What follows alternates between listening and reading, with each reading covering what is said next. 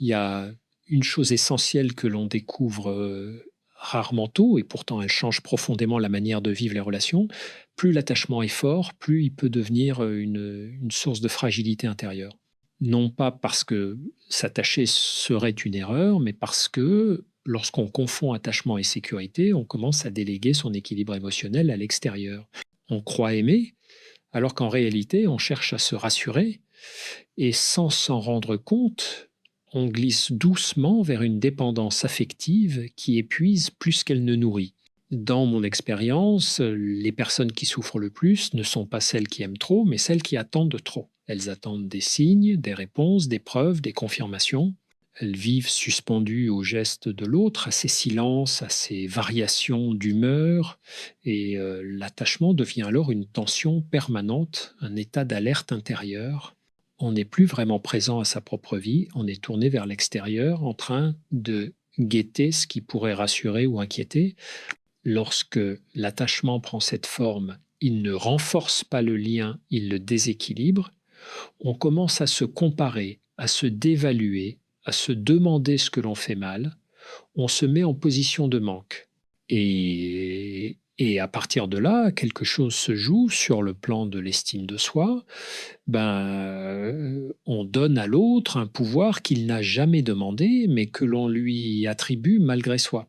C'est pas une question de faiblesse de caractère, c'est un mécanisme humain très courant, surtout chez les personnes sensibles, investies, loyales. Ce qui transforme profondément la dynamique, c'est le moment où l'on comprend que la solidité intérieure ne vient pas de l'attachement, mais de la capacité à exister pleinement sans lui. Quand on cesse de s'agripper, quelque chose se stabilise, eh bien, on respire différemment. On n'est plus dans la peur de perdre, mais dans la capacité à choisir. C'est là que naît une forme de force tranquille, discrète, mais très réelle. Une force qui ne dépend plus du regard ou de la disponibilité de l'autre. Être moins attaché ne signifie pas devenir froide ou distante. Cela signifie retrouver un axe intérieur, ne plus se perdre dans l'attente, ne plus faire de sa valeur personnelle une variable dépendante d'une relation. À partir de ce moment-là, on devient étonnamment plus stable. Les événements extérieurs continuent d'exister, mais ils ne dictent plus l'état intérieur. C'est souvent là que les personnes disent se sentir inébranlables, non pas parce que rien ne les touche, mais parce que ce qui les touche ne les détruit plus. Ce qui rend l'attachement si douloureux, ce n'est pas l'amour en lui-même, mais l'illusion qu'il crée, l'illusion que l'autre devrait combler un vide, réparer une insécurité ancienne ou garantir une stabilité émotionnelle durable. Beaucoup de personnes vivent leur relation avec cette attente silencieuse sans même en avoir conscience. Elles ne demandent rien ouvertement, mais intérieurement, elles espèrent que l'autre sera constant, rassurant, disponible, toujours un peu plus présent que ce que la réalité permet. Dans ce contexte, chaque distance devient une menace. Chaque silence est interprété. Chaque changement de rythme est vécu comme un signal d'alarme. L'esprit commence à fabriquer des scénarios, à chercher des explications, à justifier ce qui fait mal. On se dit que l'autre est occupé, fatigué, préoccupé. On minimise ce que l'on ressent pour préserver le lien. Mais à force de se taire intérieurement, on s'éloigne de soi-même. L'attachement excessif n'est pas un excès d'amour, c'est souvent un excès de peur de perdre. Lorsqu'une personne est réellement investie dans une relation, cela se perçoit sans effort. Il n'y a pas besoin de décoder, de deviner, d'interpréter. L'intérêt se manifeste par des actes simples, réguliers, cohérents. Quand cette cohérence n'est pas là, l'attachement pousse à rester malgré tout. Il incite à espérer que les choses changeront, que l'autre finira par comprendre, par s'engager davantage. Et plus on espère, plus on s'accroche. C'est ainsi que l'on confond persévérance et renoncement à soi. Le moment clé arrive lorsque l'on accepte une vérité souvent difficile à regarder en face. Quand l'intérêt est réel, l'effort est partagé. Quand il ne l'est pas, les excuses prennent la place des actions. À comprendre cela ne rend pas amer, cela rend lucide. La lucidité n'est pas une dureté, c'est une forme de respect envers soi-même. Elle permet de sortir de la confusion émotionnelle et de remettre de la clarté là où il n'y avait que de l'attente et de la tension. À partir de cette lucidité, un déplacement intérieur s'opère. Au lieu de chercher à attirer, à convaincre ou à retenir, l'énergie se redirige vers sa propre vie, ses projets, ses valeurs, son équilibre. On cesse de courir derrière quelqu'un et, sans même l'avoir décidé consciemment, on se rapproche de soi. Ce mouvement est fondamental parce qu'il marque le passage d'une posture de dépendance à une posture de présence. On ne se définit plus par la relation, mais par ce que l'on est, indépendamment d'elle. C'est dans ce déplacement que l'attachement commence à se transformer. Il perd son caractère anxieux. Il devient plus libre, plus léger. On n'est plus accroché à un résultat, mais ouvert à une rencontre réelle. Et paradoxalement, c'est souvent à ce moment-là que l'on devient plus solide émotionnellement.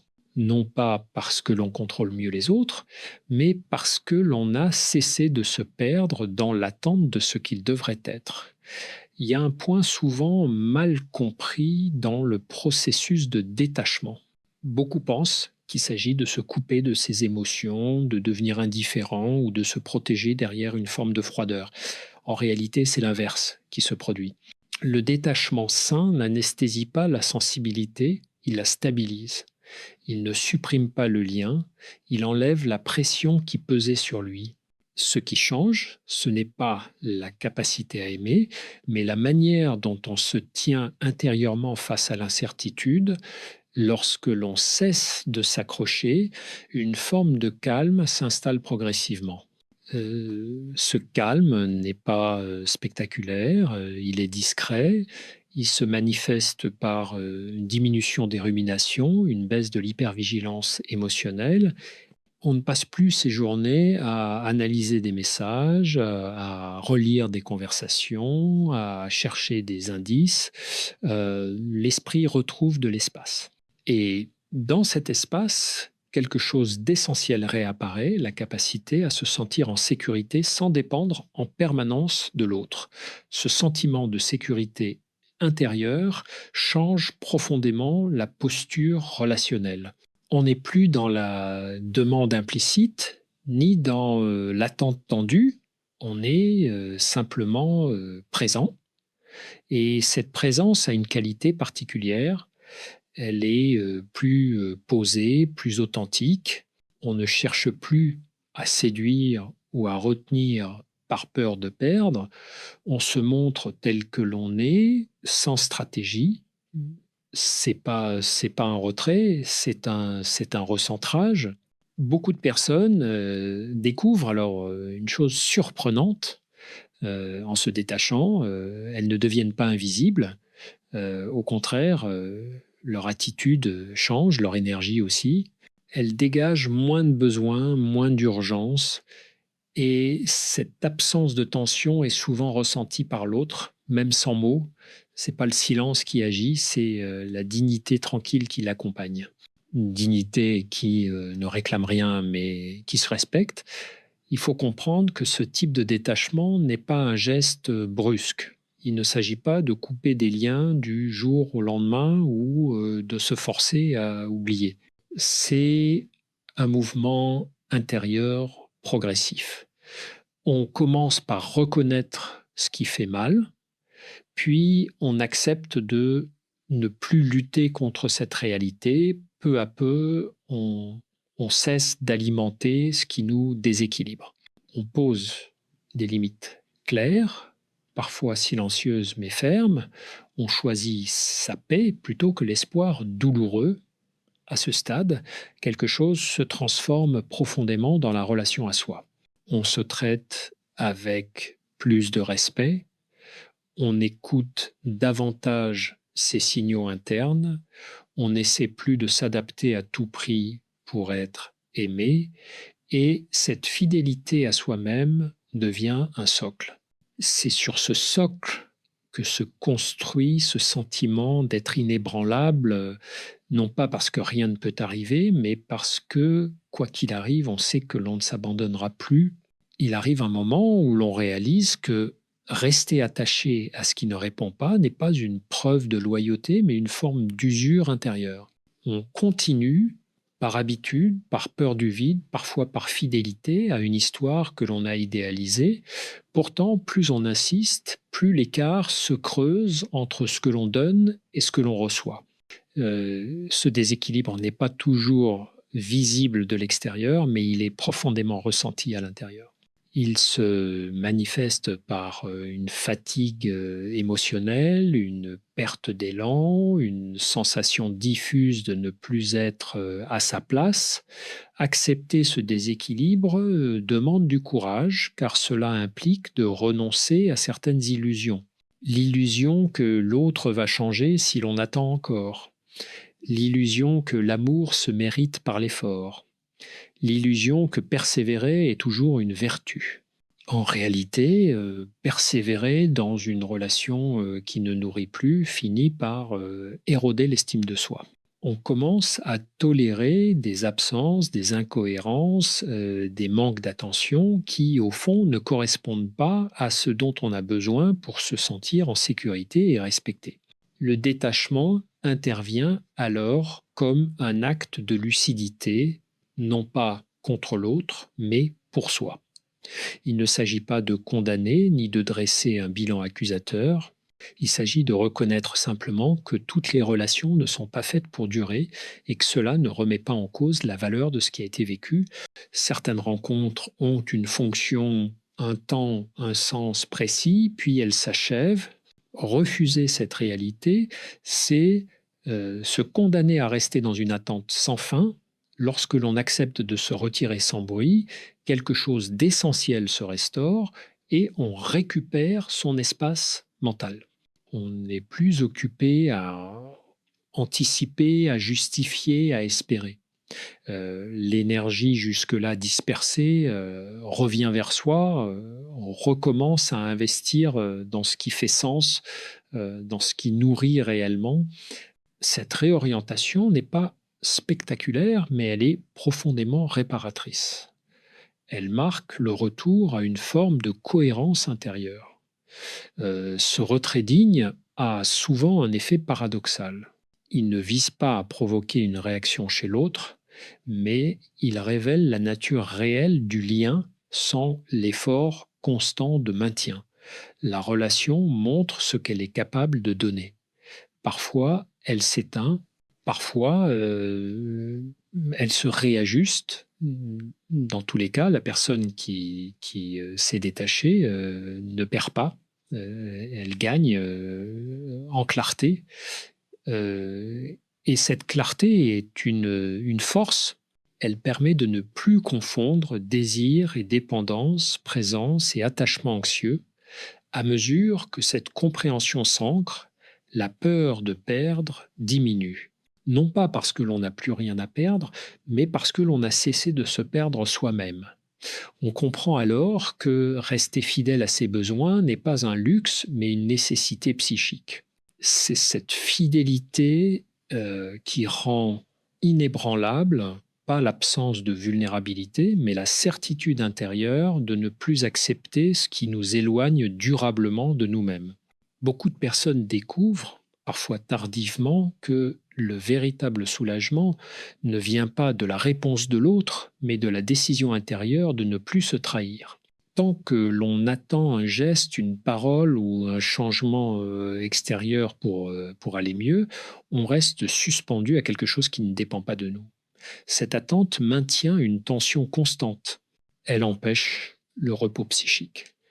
Le détachement commence précisément là où l'on accepte de reprendre la responsabilité de son propre équilibre. Il est important de comprendre que se détacher ne signifie pas nier ce que l'on a ressenti.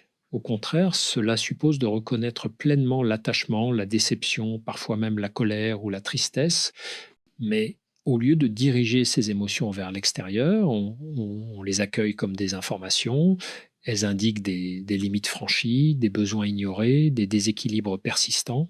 Les écouter permet de sortir de la confusion et d'entrer dans une forme de clarté émotionnelle. Cette clarté modifie profondément la relation au manque. Le manque n'est plus perçu comme une urgence à combler, mais comme un signal de réalignement. On comprend que ce qui fait souffrir n'est pas l'absence de l'autre en soi, mais l'abandon de soi que l'on a accepté trop longtemps. Et à partir de cette prise de conscience, le rapport au lien change. On cesse de chercher à remplir un vide par une présence incertaine. On commence à consolider ce qui, à l'intérieur, a été fragilisé. Progressivement, on observe un changement dans la manière de se positionner. On devient plus sélective, non par dureté, mais par respect. On ne se rend plus disponible à n'importe quel prix. On n'explique plus indéfiniment ce que l'on ressent en espérant être enfin compris. On accepte que certaines personnes ne puissent pas offrir ce que l'on attend sans que cela implique une faute ou une dévalorisation. Cette acceptation libère une énergie considérable. C'est souvent à ce stade que naît un sentiment nouveau, une forme de solidité intérieure. On se sent moins ballotté par les fluctuations relationnelles. Les comportements de l'autre continuent d'avoir un impact, mais ils ne définissent plus l'état intérieur. On retrouve une stabilité émotionnelle qui ne dépend pas des confirmations extérieures. Cette stabilité n'est pas une carapace, c'est une base. Elle permet d'être en lien sans se dissoudre, d'aimer sans se perdre. Ce processus conduit naturellement à une redéfinition de la notion de force. La force n'est plus associée à l'endurance dans la souffrance, mais à la capacité de poser des limites et de s'y tenir. Être inébranlable dans ce sens ne signifie pas être insensible. Cela signifie être suffisamment ancré pour traverser les incertitudes relationnelles sans renoncer à sa dignité. C'est une force silencieuse, discrète, mais profondément transformatrice. À mesure que cette solidité intérieure s'installe, la relation au monde change subtilement. On ne cherche plus à être validé en permanence. On n'est plus dans cette attente diffuse d'un signe qui confirmerait sa valeur. Quelque chose se détend et on commence à faire confiance à ce que l'on ressent sans avoir besoin que l'autre le confirme. Cette confiance n'est pas naïve, elle est ancrée dans l'expérience. Elle naît du fait que l'on a déjà traversé le manque, la déception, l'incertitude et que l'on a constaté que l'on pouvait y survivre sans se briser. Ce changement intérieur modifie aussi la manière d'entrer en relation. On n'est plus attiré par ce qui est flou, distant ou instable, comme si cela devait être mérité. On devient plus attentive à la cohérence, à la constance, à la simplicité du lien, non pas parce que l'on exige davantage, mais parce que l'on tolère moins ce qui crée de l'insécurité. Le détachement affine le discernement. Il permet de reconnaître plutôt ce qui nourrit et ce qui épuise. Il y a également un apaisement dans la manière de vivre les séparations ou les distances. Elles ne sont plus automatiquement interprétées comme un rejet personnel. On comprend que beaucoup de choses échappent à notre contrôle.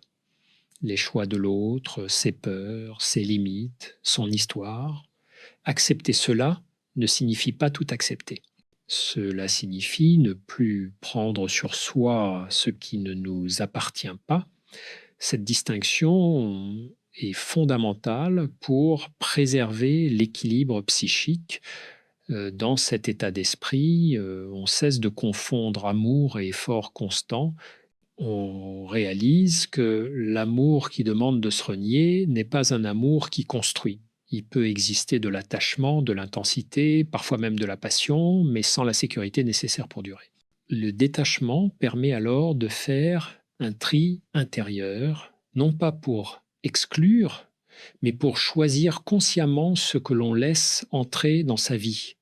Ce choix conscient transforme la perception de la solitude. Elle n'est plus vécue comme un échec ou un manque à combler à tout prix, elle devient un espace de recentrage, de respiration, parfois même de réparation. On découvre que l'on peut être seul sans être vide, que l'on peut traverser des périodes sans lien intime, sans perdre sa valeur ni son équilibre. Cette découverte est profondément libératrice. C'est souvent à partir de là que les relations prennent une autre qualité. Elles ne sont plus guidées par la peur de perdre, mais par le désir de partager. On n'entre plus dans un lien pour se rassurer, mais pour rencontrer réellement l'autre. Et c'est précisément cette posture qui rend les relations plus justes, plus vivantes. Être inébranlable, dans ce sens, c'est pas être immobile, c'est être suffisamment stable pour avancer sans se dissoudre dans ce qui ne nous correspond plus. Lorsqu'on atteint ce niveau de détachement, quelque chose de très subtil se produit dans la manière dont on se perçoit soi-même. On ne se définit plus principalement à travers le regard, le désir ou la disponibilité de l'autre. On commence à se sentir entière, même en l'absence de validation extérieure. Cette complétude intérieure ne supprime pas le besoin de lien, mais elle le transforme. Le lien devient un choix, non une nécessité. Et ce changement modifie profondément la dynamique affective. On remarque alors que l'on n'est plus prête à négocier sa dignité pour préserver une relation. Ce qui auparavant semblait acceptable devient inconfortable. Non pas par rigidité, mais parce que l'on a affiné sa sensibilité à ce qui respecte ou non son équilibre intérieur. Les silences prolongés, les engagements flous, les présences intermittentes ne sont plus interprétés comme des défis à relever, mais comme des informations à entendre. Cette capacité à écouter la réalité plutôt que l'espoir est un signe de maturité émotionnelle. Ce détachement permet également de sortir d'une vision idéalisée de l'amour. On cesse de croire que l'intensité suffit à justifier la souffrance. On comprend que la profondeur d'un lien se mesure moins à ce que l'on ressent qu'à ce que l'on vit concrètement au quotidien. La régularité, la fiabilité, la simplicité prennent une valeur nouvelle.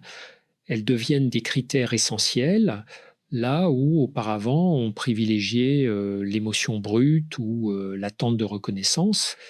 À ce stade, le rapport au manque change radicalement.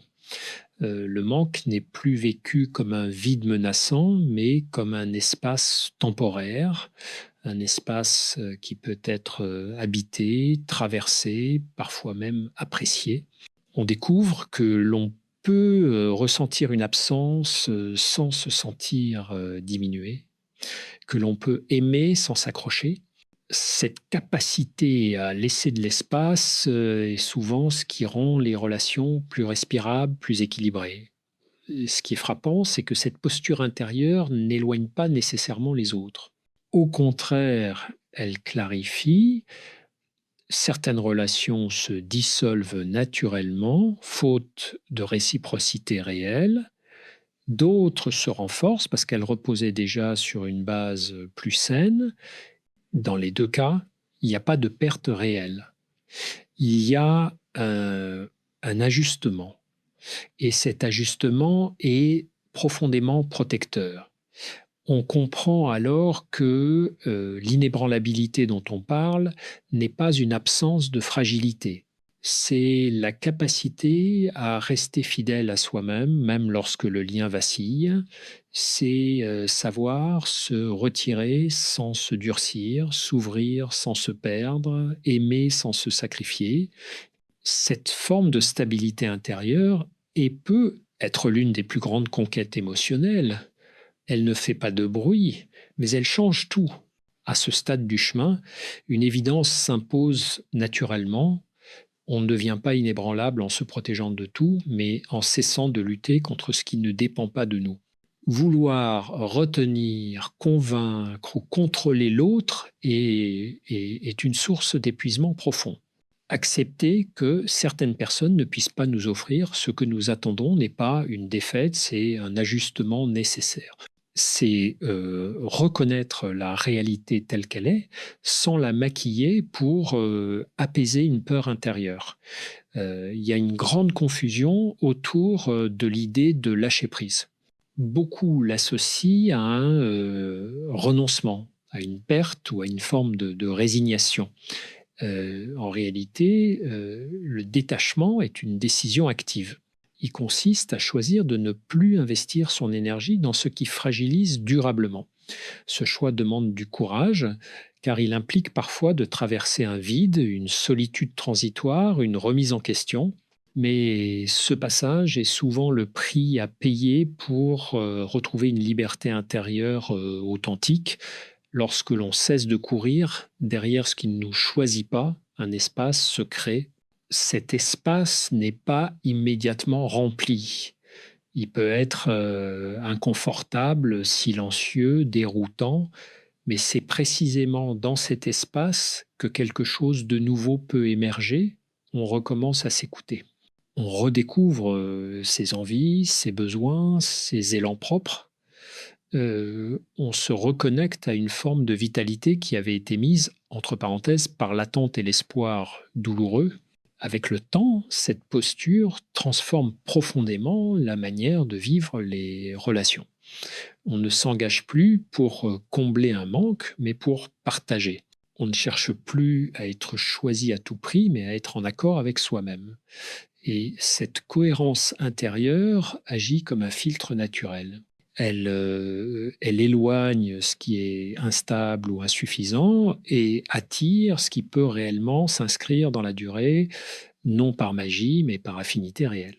Il devient alors clair que l'amour qui mérite d'être vécu ne demande ni poursuite, ni sacrifice de soi. Il se reconnaît à sa simplicité, à sa réciprocité, à la sensation de pouvoir être soi sans tension constante. Ce type de lien n'enferme pas, il soutient, il ne fait pas douter de sa valeur, il la confirme par la présence, par les actes, par la constance, et lorsqu'il n'est pas là, on ne s'effondre plus. On reste debout, être inébranlable. Finalement, c'est pas ne plus jamais souffrir, c'est savoir que l'on peut traverser les pertes, les déceptions et les distances sans se renier. C'est avoir intégré que sa dignité ne se négocie pas et que sa paix intérieure mérite d'être protégée. Quand on arrive à cette compréhension, quelque chose se détend durablement. On avance plus léger, plus confiant, avec la certitude tranquille que ce qui est juste pour nous n'a pas besoin d'être poursuivi, il nous rejoint. Avec le recul, beaucoup de personnes réalisent que ce qu'elles cherchaient à l'extérieur n'était pas une relation en particulier, mais un sentiment de sécurité pour être vu, être choisi, être rassuré. L'attachement excessif naît souvent de cette quête silencieuse. On croit que l'autre détient la clé de notre apaisement, alors qu'en réalité, cette clé a toujours été intérieure. Le détachement marque précisément le moment où l'on cesse de déléguer cette responsabilité. Ce basculement n'efface pas le désir de lien. Il le purifie, aimer ne disparaît pas, mais il cesse d'être mêlé à la peur. On peut alors aimer sans s'accrocher, désirer sans se perdre, espérer sans s'abandonner. Cette nuance est essentielle car elle transforme l'amour d'un terrain instable en un espace de rencontre réelle. On n'est plus dans la demande implicite, mais dans la disponibilité choisie. À partir de là, même les déceptions prennent une autre couleur. Elles font toujours mal, mais elles ne détruisent plus, elles n'atteignent plus le cœur de l'identité. On ne se dit plus je ne suis pas assez, mais simplement cela ne correspond pas. Cette distinction change tout. Elle permet de traverser les ruptures, les éloignements et les fins de cycle sans sombrer dans l'auto-accusation ou le ressentiment. il y a aussi une paix particulière qui s'installe lorsque l'on accepte que tout ne soit pas fait pour durer.